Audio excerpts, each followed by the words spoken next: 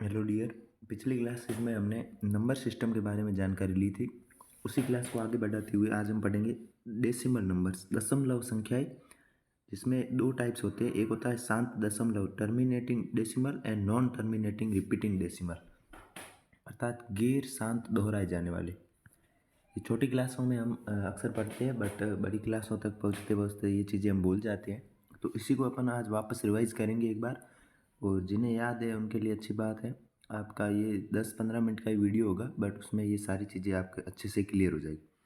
जिसमें शांत दशमलव और गैर शांत दोहराए जाने वाले दशमलव और गैर शांत तीन टाइप की जो दशमलव है उनकी जानकारी मैं आपको दूंगा। तो सबसे पहले डेसिमल नंबर, इसमें पहला टाइप आप देख सकते हैं यहाँ पर, ये फर्स्ट टाइप है शांत दशमलव। इसके अंदर आप देखना, जैसे कि शांत दशमलव क्या होता है, जिसके अंदर मान लो जैसे ये 0.5 लिखा हुआ है, इसको अपन सॉल्व करके 1/2 लिख सकते हैं। तो 0.5 का अर्थ 1/2 ही होता है, अर्थात ये फिक्स है। दशमलव के बाद एक संख्या ही आई 0.5 और इसके बाद ये दशमलव मतलब आगे बढ़ना खत्म हो गया, अर्थात शांत दशमलव है, मतलब ये आगे नहीं बढ़ रहा है। ठीक है, तो ये होते हैं शांत दशमलव, जिसके एग्जाम्पल दिए हुए 0.73। अब 0.73 को अपन क्या लिख सकते हैं, 0.73 को अपन लिख सकते हैं 73/100, जो कि क्या है, शांत दशमलव है। ठीक है, एग्जाम में क्वेश्चन इस प्रकार आएगा, या तो अपने को पूछ सकता है क्या 73/100 शांत दशमलव है, तो क्या हाँ है, या फिर पूछेगा 0.5 है, या फिर कुछ दूसरा एग्जाम्पल देके पूछेगा क्या ये शांत दशमलव है, तो बिल्कुल है। क्यों? क्योंकि दशमलव के बाद केवल एक संख्या आ रही है और उसके बाद दशमलव के बाद कोई संख्या नहीं आ रही है। ठीक है, तो ये होते हैं शांत दशमलव। फिर आता है गैर दोहराए जाने वाले दशमलव, अर्थात नॉन टर्मिनेटिंग रिपीटिंग डेसिमल, जिसके अंदर अपन पढ़ते हैं 1/3। ये देख सकते हैं आप। तो अब एग्जाम्पल से समझाता हूँ मैं आपको 1/3 क्या होता है।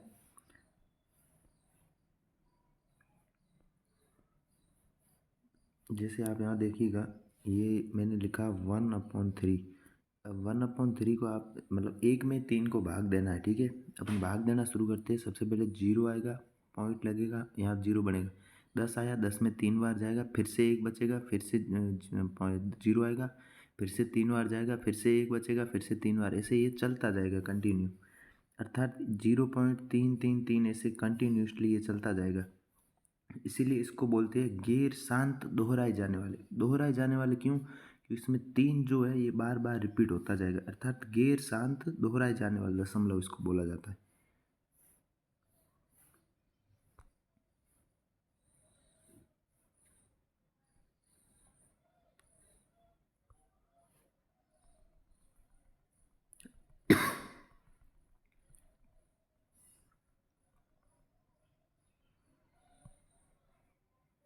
ठीक है, उसके बाद ये देखिएगा आप, एक 0.56 लिखा है, मतलब सॉरी 0.565656 लिखा हुआ है, जो 5 6 5, इसको देखना। इसको लिखा है मतलब 56/99, सॉरी एक मिनट, 56/99। इसको मतलब क्या लिखा है इसने, 0.565 जैसे ऐसे रिपीटिंग चलता रहेगा, अर्थात इसमें क्या है, ये 5 और 6 जो है ये बार बार मतलब रिपीट होते जाएंगे। इसे कहते हैं गैर शांत दोहराए जाने वाले दशमलव, जिसके अंदर संख्या क्या होती है, सेम संख्या बार बार रिपीट होती है। जैसे 56 है, 56 बार बार रिपीट हो रहा है, इसे कहते हैं, ये मतलब अनंत तक चलता है, इसका कोई अंत नहीं है, ये लॉन्ग टाइम तक चलता जाएगा।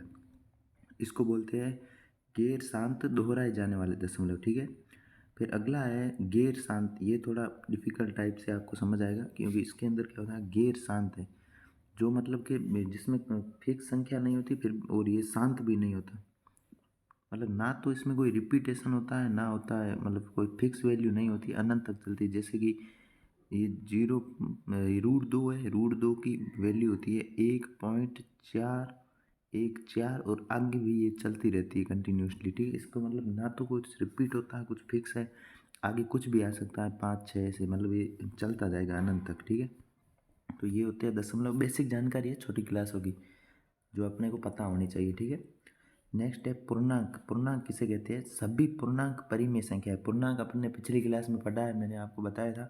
तो यहाँ पे नोट लगा हुआ है कि जो पूर्णांक होते हैं ना, ये सारे के सारे परिमेय संख्याएं होती है। अब कैसे, इस पे अपने प्रीवियस क्लास में पढ़ा था पूर्णांक होता क्या है। ठीक है, वापस रिवाइज करके बता देता हूँ आपको एक बार।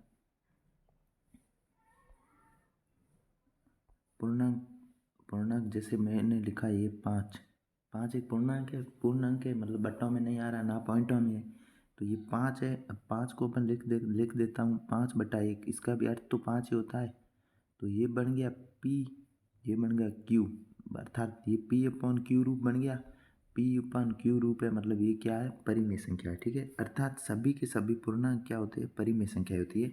जहाँ पर Q बराबर 1 होगा, मतलब पूर्णांक कोई भी होता है 6, 7 कुछ भी संख्या होती है, इसके बट्टा में 1 कर दो तो ये परिमेय संख्या बन जाएगी P/Q, जहाँ Q बराबर हमेशा क्या रहेगा, 1 रहेगा। ओके, ये था दशमलव संख्या। अब चलते हैं अपन अगले पॉइंट की तरफ, जहाँ अपन पढ़ेंगे इंटीजर के बारे में।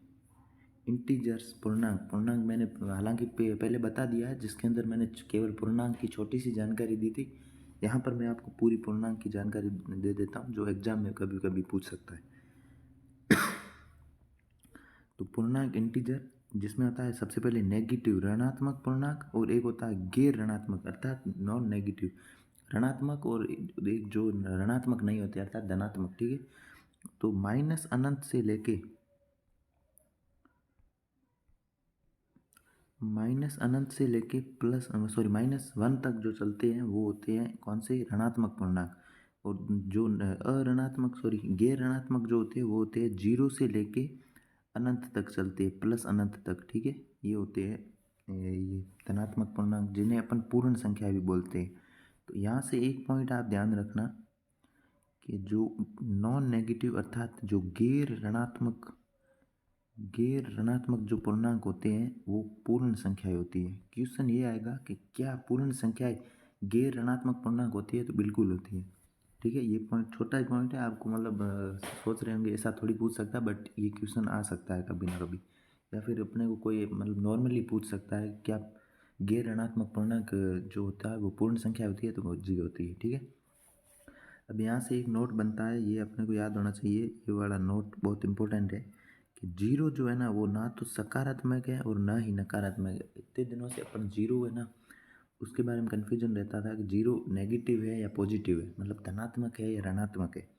इस चीज़ को यहाँ पर अपन क्लियर करेंगे कि जीरो जो होता है वो ना तो ऋणात्मक है और ना ही धनात्मक है। ये एक अपने आप में उदासीन है अर्थात न्यूट्रल है, ठीक है। उदासीन मतलब साइंस की भाषा में बोलते हैं उदासीन, न्यूट्रल है, ठीक है। इसीलिए कभी भी अपने को पूछे कि जीरो क्या है, धनात्मक है कि ऋणात्मक है, तो अपने को बोलना है कि जीरो जो है वो उदासीन रहता है, ना तो ये पॉजिटिव है ना नेगेटिव है। नेक्स्ट पॉइंट है नेचुरल नंबर, जो 1 से लेके अनंत तक चलते हैं। मैं आपको वापस एक बार बता देता हूँ कि 0 से लेके 0, 1, 2, 3 जो होती है ये होती है पूर्ण संख्या है, ठीक है।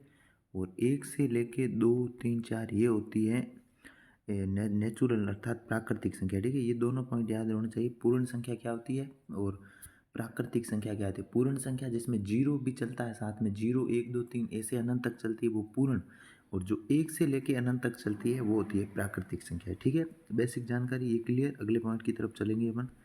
नेक्स्ट स्लाइड में है सम संख्या और विषम संख्या। ये भी अच्छा पॉइंट है। सम क्या होता है, विषम क्या, बेसिकली अपन ने छोटी क्लास में पढ़ा है कि जो दो से भाज्य हैं वो सम होता है, और जो दो से भाज्य नहीं है वो विषम होता है। वो मतलब वो परिभाषा भी सही है, बट बड़ी क्लासों में जब जाते हैं तो इस परिभाषा को थोड़ा एक नया रूप मिल जाता है जो अपने को पता होना चाहिए। तो सम क्या है, जो दो से विभाज्य हैं, और ये वाला पॉइंट है ना ये बड़ा इंपॉर्टेंट है, टू के रूप, अर्थात कोई भी संख्या जो दो के फॉर्म में होती है ना वो सारी सारी संख्याएं इससे सम संख्या। जैसे 10 मैंने लिखा, अब 10 को अपन टू के फॉर्म में कैसे बनाएंगे, 10 को मैं लिख सकता हूँ 2 × 5, सही है। अब के की जगह 5 आ गया, 2 यहाँ पर अपना बन गया, तो ये 2 के फॉर्म में बन गया, अर्थात 10 क्या है, सम संख्या है। जैसे अपन लिख देते हैं 6, 6 को मैं लिख देता हूँ 2 × 3, तो ये 2, ये के की मतलब कुछ भी वैल्यू हो सकती है, 1, 2, 3, 4, 5 से कुछ भी पॉइंटों में भले क्यों ना हो जाए, बट वो संख्या दो से भाज्य है मतलब सम है, ठीक है। तो ये होती है सम संख्या की डेफिनेशन, ठीक है। नॉर्मल परिभाषा ये खास इसमें इतना वो है नहीं ऐड, ठीक है। अगला पॉइंट, नेक्स्ट सम संख्या क्लियर है।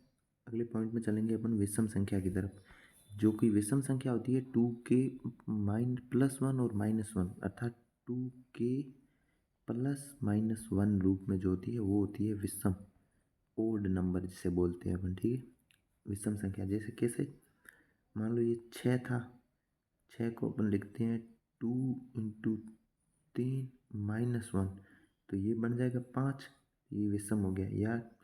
या 2 इंटू 3 प्लस 1, तो ये हो जाएगा 7, तो ये सम संख्या। मतलब 2 के प्लस और माइनस 1 रूप होता है, जिसमें मतलब सम संख्या में 2 के रूप होता है, उसी में से या तो एक प्लस कर दो या एक माइनस कर दो, तो वो संख्या किस में आ जाती है, विषम संख्या में आ जाती है। और यहाँ पर कुछ एग्जाम्पल भी है। और एक चीज़ ये भी ध्यान रखना कि माइनस में भी सम विषम होते हैं, ठीक है ना। माइनस का 5 में ये क्या है, विषम है, सम में, ठीक है। ये छोटी सी जानकारी थी जो अपने को पता होनी चाहिए। अब इसी में आगे एक और रूप चलते हैं, बेसिक जानकारी और मैं आपको दे देता हूँ।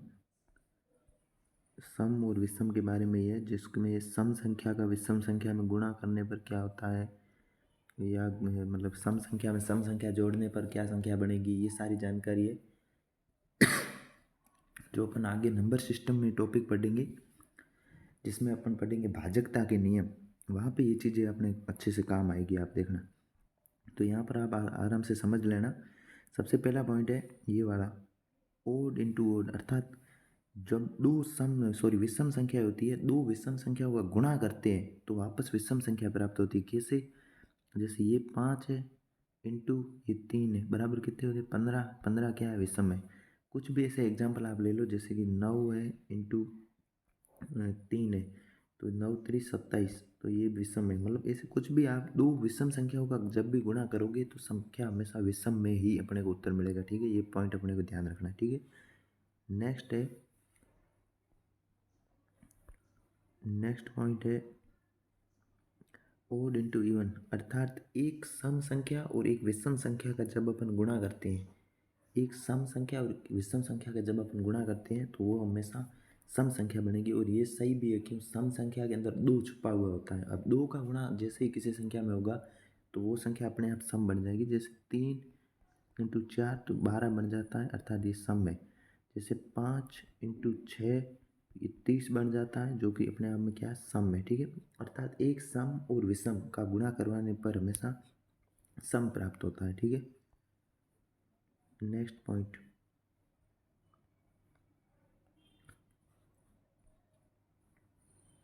नेक्स्ट है दो विषम संख्याओं की जोड़।